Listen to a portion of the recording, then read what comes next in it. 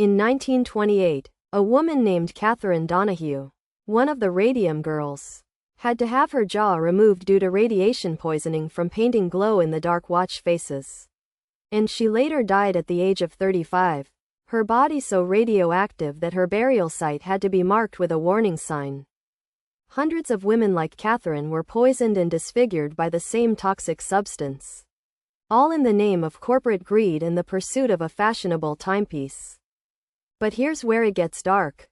These women were not just victims of circumstance. They were deliberately misled and deceived by their employers, who knew the dangers of radium but chose to ignore them. And this is where everything fell apart. As the women began to fall ill, one by one, their bodies ravaged by the very substance they had been hired to work with. The story of the Radium Girls begins in 1917, at the United States Radium Factory in Orange, New Jersey, where women were hired to paint the faces of watches with a glow-in-the-dark substance called radium. The women, mostly teenagers, were paid a decent wage, but they were not told about the dangers of radium, which was a highly radioactive and toxic substance. The women were instructed to moisten their brushes with their tongues, thereby ingesting small amounts of radium every day, and they were also encouraged to take the radium home with them to practice their painting skills. Nobody talks about this part, but the women were also used as human guinea pigs, with their employers testing the effects of radium on their bodies, without their knowledge or consent. As the years went by, the women began to fall ill, suffering from radiation poisoning, anemia, and bone cancer, and it became clear that something was terribly wrong. But the companies responsible, including United States Radium and the Waterbury Clock Company, refused to take responsibility, claiming that the women's illnesses were caused by everything from syphilis to poor hygiene. But here's the thing, the companies knew about the dangers of radium. They just chose to ignore them. In 1906, the Curies, the discoverers of radium, had warned about its toxic effects, and by the 1920s, there were numerous studies and reports about the dangers of radium poisoning. However, the companies prioritized profits over people, and they continued to use radium, even when they knew it was killing their employees. And this is where it gets even darker.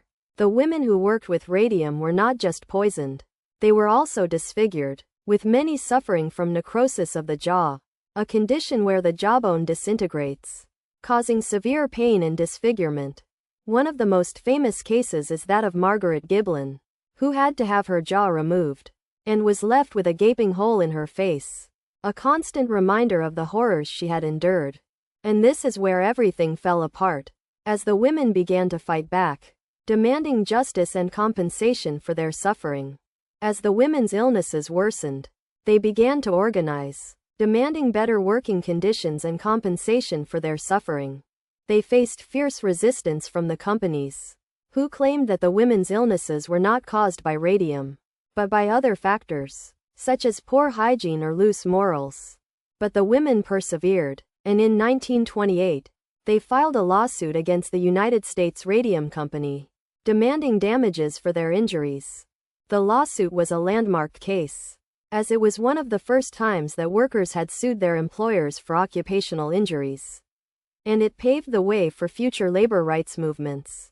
Nobody talks about this part, but the women's lawsuit was not just about money. It was about justice, and about holding the companies accountable for their actions. The women's bravery and determination inspired others to take action. And soon, there were similar lawsuits and protests across the country, all demanding better working conditions and greater protections for workers. But here's the thing. The companies were not going to give up easily, and they fought the women every step of the way. They hired lawyers and experts to testify that radium was safe, and they even bribed doctors to give false testimony about the women's illnesses. The women, on the other hand, had to rely on their own resources, and they had to fight not just the companies, but also the social stigma and shame that came with being a factory girl. And this is where it gets even darker. The women's fight for justice was not just about themselves. It was about all the other women who had been poisoned and disfigured by radium, and who had died in silence. without anyone to speak for them. The women's lawsuit was a testament to their courage and determination, and it paved the way for future generations of women to fight for their rights and their dignity. As the lawsuit dragged on, the women's health continued to deteriorate, and many of them died, their bodies ravaged by the effects of radium poisoning. But the women who survived, including Catherine Donahue, refused to give up, and they continued to fight for justice, even when it seemed like all hope was lost. And this is where everything fell apart, as the companies finally began to admit liability, and the women were awarded damages for their injuries. The settlement was a small victory, but it was a significant one, as it marked the first time that companies had been held accountable for occupational injuries. And it paved the way for future labor rights movements. Nobody talks about this part, but the women's victory was not just about money, it was about justice, and about holding the companies accountable for their actions. The Radium Girls case was a landmark moment in women's history, as it marked one of the first times that women had fought back against corporate greed and negligence. The case also highlighted the dangers of radiation poisoning, and it led to greater protections for workers and stricter regulations on the use of toxic substances. Today, the Radium Girls are remembered as heroes who fought for justice and dignity in the face of overwhelming odds. And their legacy continues to inspire women and workers around the world. And this is where it gets even darker. The Radium Girls case was not just a relic of the past. It is a warning for the future, a reminder of the dangers of corporate greed and the importance of protecting workers' rights. The women's story is a testament to the power of courage and determination, and it serves as a reminder that even in the darkest of times, there is always hope for justice and redemption.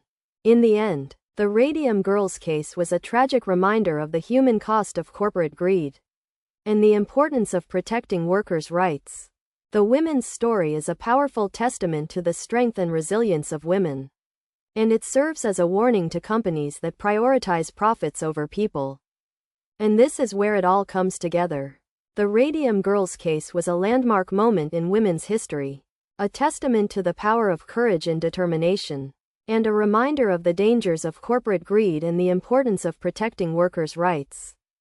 Subscribe for more stories like this, and join us next time as we explore more of the darker side of history.